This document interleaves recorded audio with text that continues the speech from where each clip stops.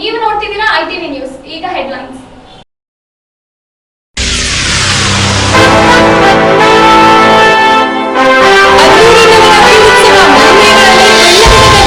ಸಂಜೆ ವೇಳೆಗೆ ವಿಶೇಷ ಪೂಜಾ ಕಾರ್ಯಗಳು.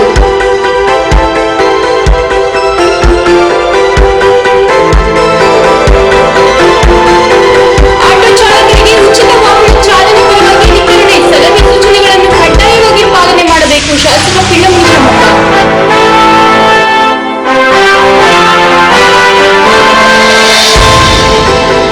ಮಹಿಳಾ ಮತ್ತು ಮಕ್ಕಳ ಮೇಲೆ ನಡೆಯುತ್ತಿರುವ ದೌರ್ಜನ್ಯದ ಮಾಸಾಚರಣೆ. ಮಹಿಳೆಯರಿಗೆ ಪಶು ಆಸ್ಪತ್ರೆಯಲ್ಲಿ ಅರಿವು. Circle inspector Raghavendra.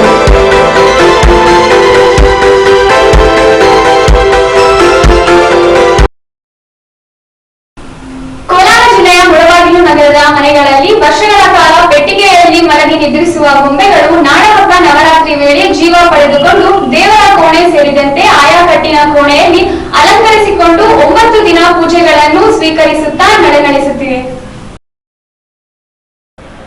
ಮುಳಬಾಗಿಲು ನಗರದಲ್ಲಿ ದಸರಾ ಸಂದರ್ಭದಲ್ಲಿ ಮನೆಗಳಲ್ಲಿ ಗೊಂಬೆಗಳನ್ನು ಕುಳಿಸಿರುವ ಸಂಪ್ರದಾಯ ಹಿಂದಿನಿಂದಲೂ ನಡೆದುಕೊಂಡು ಬಂದಿದೆ. ಇತ್ತೀಚಿನ ವರ್ಷಗಳಲ್ಲಿ ಗೊಂಬೆ ಕುಳಿಸುವವರ ಸಂಖ್ಯೆ ಕಡಿಮೆಯಾದರೂ ಅಲ್ಲಲ್ಲಿ ಗೊಂಬೆ ಕುಳಿಸುವವರ ಸಂಪ್ರದಾಯ ಇನ್ನೂ ಜೀವಂತವಾಗಿದ್ದು ಪುರಾಣ ಸಂಸ್ಕೃತಿ ಪರಂಪರೆ ಅನಾವರಣಗೊಳ್ಳುತ್ತಿದೆ. ಪ್ರತಿ ವರ್ಷವೂ ನವರಾತ್ರಿಯ ವೇಳೆ ದೇವರ ಕೋಣೆಯೋ ಅಥವಾ ಇತರೆ ಕೋಣೆಗಳಲ್ಲೂ ಪ್ರತ್ಯೇಕ ಪೀಠ ಮೆಟ್ಟಿಲುಗಳಾಗಿ ಗೊಂಬೆಗಳನ್ನು ಜೋಡಿಸಲಾಗುತ್ತದೆ. ಗೊಂಬೆಗಳು ಕಳೆ ಕಟ್ಟುವುದೇ ಈ ಸಂದರ್ಭದಲ್ಲಿ. ಗೊಂಬೆಗಳನ್ನು ಅಲಂಕರಿಸಿ ಒಪ್ಪವಾಗಿ ಜೋಡಿಸುವುದು ಕೂಡ ಒಂದು ಕಲೆ. ತಮ್ಮಲ್ಲಿ ಲಭ್ಯವಿರುವ ಗೊಂಬೆಗಳನ್ನು ಸಾಲು ಸಾಲಾಗಿ ಕುಳಿಸಿರುವುದು, ಅದಕ್ಕೊಂದು ಅರ್ಥ ಬರುವ ರೀತಿಯಲ್ಲಿ ಜೋಡಿಸುವುದು ವಿಶೇಷತೆ.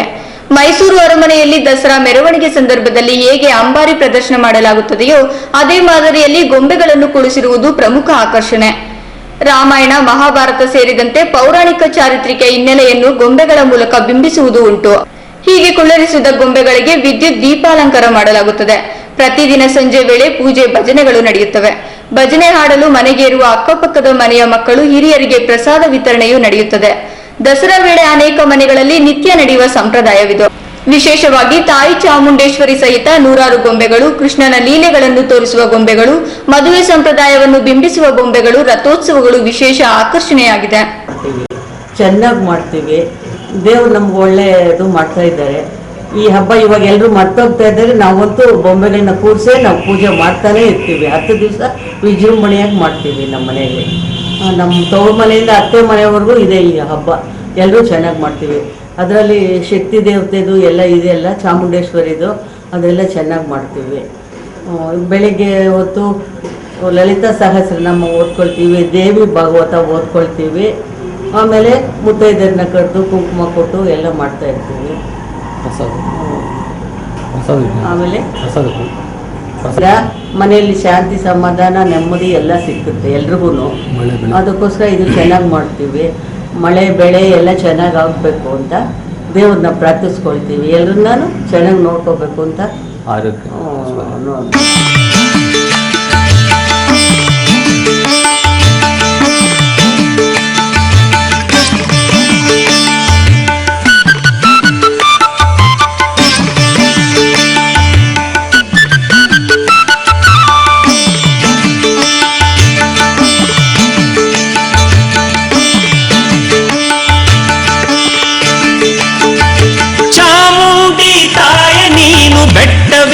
ನೆಲೆಸಿದೆ. ಶರಣು ಎಂದ ಭಕ್ತರನ್ನು ಬಳಿಗೆ ಕರೆದು ಸಲಹಿದೆ. ಚಾಮುಂಡಿ ತಾಯ ನೀನು ಬೆಟ್ಟವೇರಿ ನೆಲೆಸಿದೆ. ಶರಣು ಎಂದ ಭಕ್ತರನ್ನು ಬಳಿಗೆ ಕರೆದು ಸಲಹಿದೆ.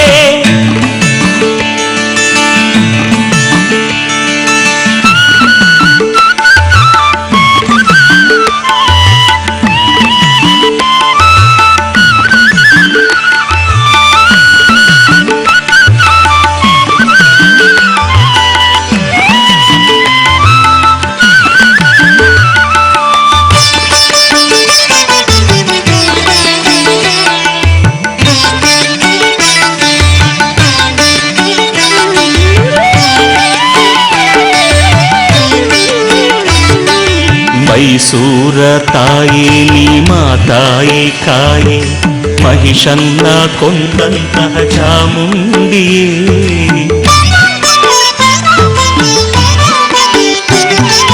ಮೈಸೂರ ತಾಯಿ ನೀ ಮಾತಾಯಿ ಕಾಯೆ ಮಹಿಷನ್ನ ಕೊಂದಂತಹ ಚಾಮುಂಡಿಯೇ ಚಂಡಮುಂಡ ಅಸುರರನ್ನು ಕೊಂದವಳೆ ತಾಯೆ ತಲೆಬಾಗಿ ಬೇಡಲು ಸ್ಥಿರವಾಗಿ ಪೊರೆದವಳೆ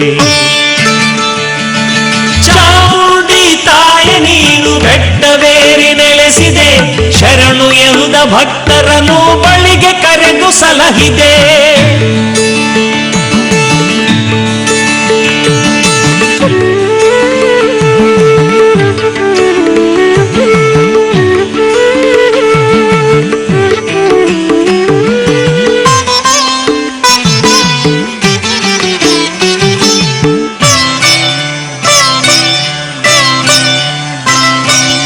ಗರ್ವದಲ್ಲಿ ಉಬ್ಬಿದ್ದ ರಕ್ಕಸನ ಕೊಂದು ಸರ್ವರನು ಕಾಯ್ದಂತ ಚಾಮುಂಡಿಯೇ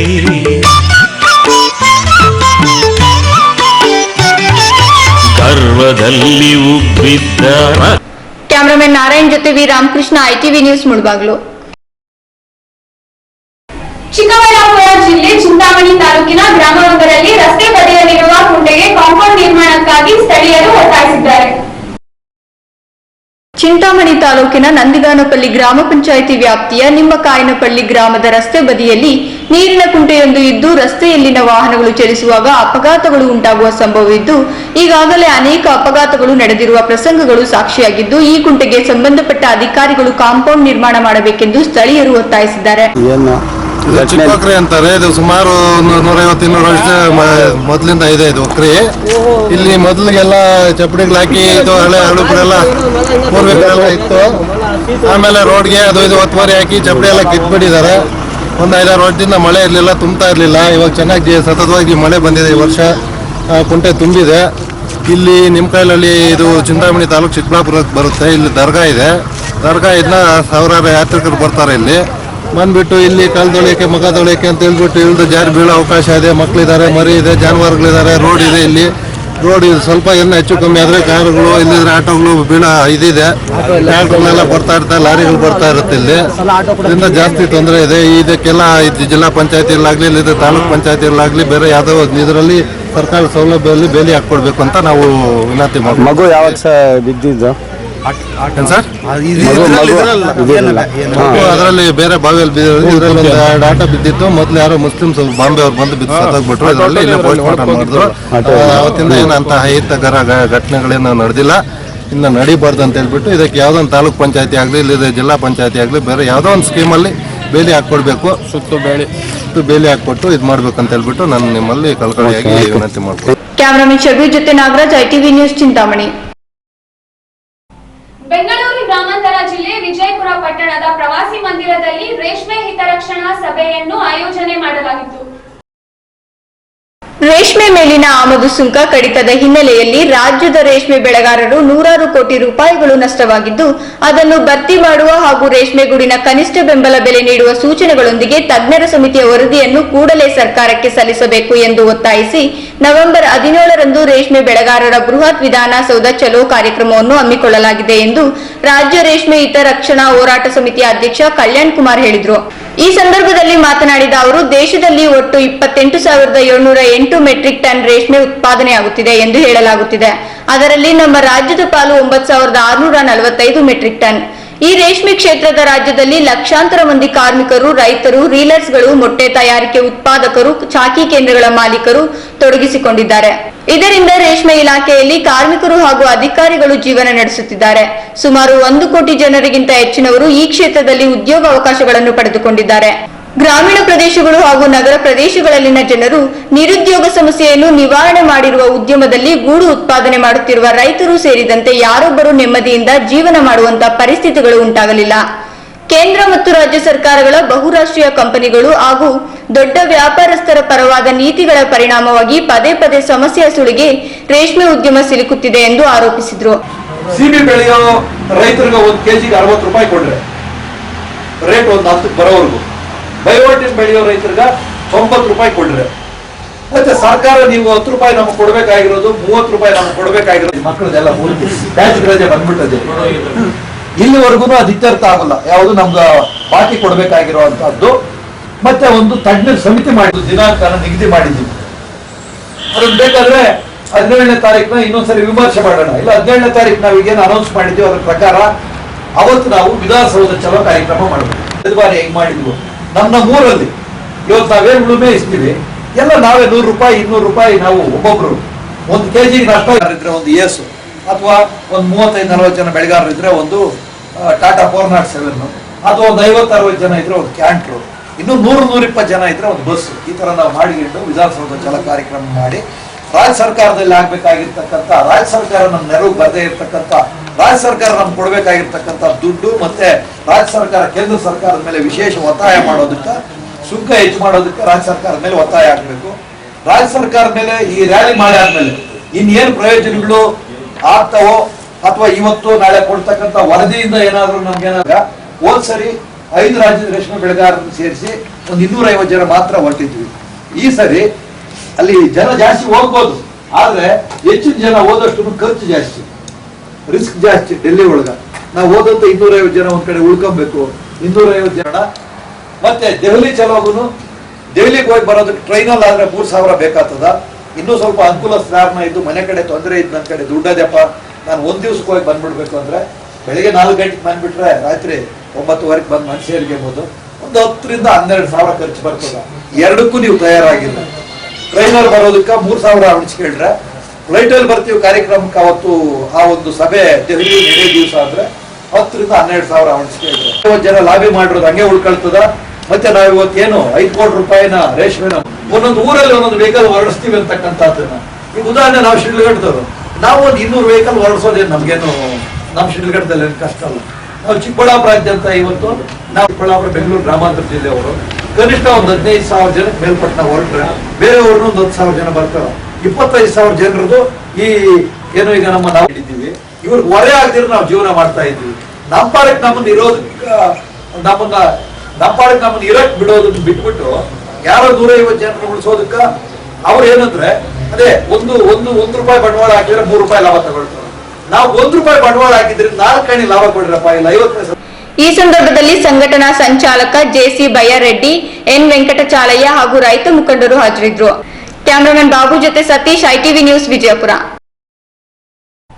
ಕೋಲಾರ ಜಿಲ್ಲೆ ಮಾಲೂರು ತಾಲೂಕಿನ ಬೈರಸಂದ್ರ ಗ್ರಾಮದಲ್ಲಿ ಶ್ರೀ ಪಟಾಳಮ್ಮ ದೇವಿಯ ವಿಶೇಷ ಪೂಜೆ ಹಾಗೂ ವಾರ್ಷಿಕೋತ್ಸವವನ್ನು ಗ್ರಾಮದಲ್ಲಿ ಹಮ್ಮಿಕೊಂಡಿದ್ದರು.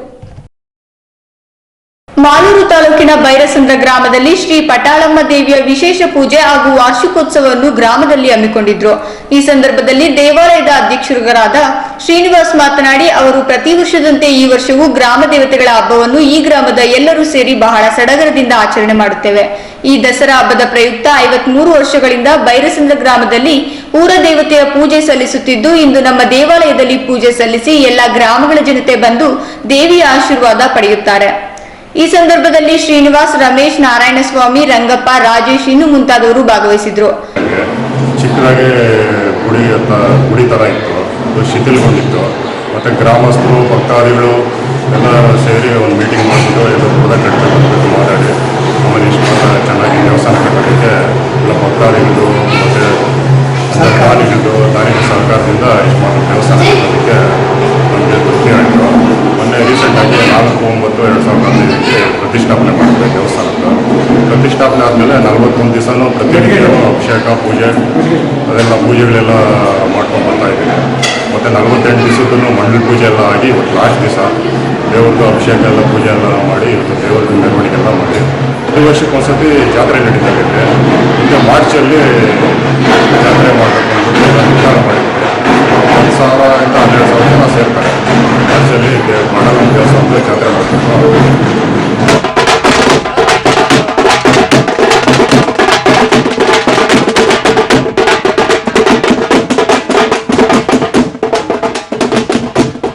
53 ವರ್ಷಗಳ ಹಿಂದೆ ಜಾತ್ರೆ ನಡೆಸ್ಕೊಂಡು ಬರ್ತಾ ಇದ್ದರು. 300 ವರ್ಷಗಳ ಹಿಂದಿನ ಹಳೆಯ ದೇವಸ್ಥಾನ ಇತ್ತು. 53 ವರ್ಷದಿಂದ ನಿಂತೋಗಿತ್ತು. ಕೃಷ್ಣಪ್ಪ ಕೋಲಾರ ಅನ್ನೋರು ನೇತೃತ್ವದಲ್ಲಿ 5 ಜಾತ್ರೆಗಳು ಮಾಡಿದ್ವಿ. ತದನಂತರ ಆತನ ಮಗನ ಮುಖಾಂತರವಾಗಿ ಇವಾಗ ನಾವು ಜಾತ್ರೆಗಳು ಮಾಡೋದಕ್ಕೆ ಈ ದೇವಸ್ಥಾನ ಹೊಸದಾಗಿ ಕಟ್ಟೋದಕ್ಕೆ ಪ್ರಯತ್ನ ಪಟ್ಟು ಸುಮಾರು ಒಂದು 20ರಿಂದ 22 ಲಕ್ಷ ರೂಪಾಯಿ ವೆಚ್ಚದಲ್ಲಿ ದೇವಸ್ಥಾನ ನಿರ್ಮಾಣ ಮಾಡಿದ್ದೀವಿ. ಭಕ್ತಾದಿಗಳು, ದಾನಿಗಳು, ಸರ್ಕಾರದಿಂದನೂ ಅನುದಾನ ಸಿಕ್ಕಿದೆ. ಬರೋ ವರ್ಷ ಮಾರ್ಚ್ನಲ್ಲಿ ಜಾತ್ರೆನೂ ಮಾಡಬೇಕಂತಿದ್ದೀವಿ. ಸುಮಾರು 15,000 ಜನ ಸೇರೋ ಅವಕಾಶ ಇದೆ. ದೇವಸ್ಥಾನದ ಕಮಿಟಿನಲ್ಲೇ ಎಲ್ಲ ಈ ಕಾರ್ಯಕ್ರಮ ಮಾಡಿದೆ. ಕ್ಯಾಮರಾಮನ್ ಸಂತೋಷ್ ಜೊತೆ PM Das, ITV news, Malur. ಈಗ ಬ್ರೇಕ್. ಬ್ರೇಕ್ನ ನಂತರ ITV ನ್ಯೂಸ್ ಮುಂದುವರಿಯುತ್ತದೆ.